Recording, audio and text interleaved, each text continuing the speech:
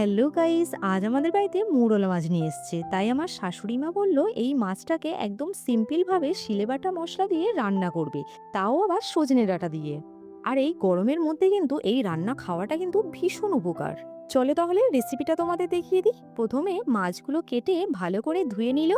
এবার শিলের মধ্যে ধনে আর জিরেটাকে বেটে নিয়ে এরপর মাছের মধ্যে লবণ আর হলুদ মাখিয়ে নিল। আর এদিকে কিন্তু ডাঁটা আর আলুটাকেও কেটে নেওয়া হয়েছে। এরপর বড়িগুলো ভেজে তুলে নিয়ে আর মাছগুলোও ভেজে নেওয়া হলো।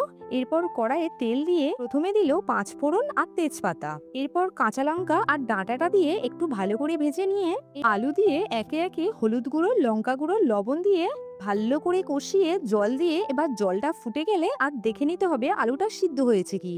এরপর আলুটা সিদ্ধ হয়ে গেলে ওই ভেজে রাখা বড়ি আর মাছ দিয়ে আর শেষে বাটা মশলা দিয়ে নামিয়ে নিলেই কিন্তু তৈরি হয়ে যাবে আমাদের ভীষণ টেস্টি মৌরলা মাছের ঝোল। আর এটা গরম গরম ভাতে না খেতে দারুণ লেগেছিল। তাহলে তোমরাও এইভাবে ট্রাই করো। আর ভিডিওটা ভালো লাগলে চ্যানেলটা কিন্তু সাবস্ক্রাইব করতে একদম ভুলো না। আজকের মতো তাহলে বাই।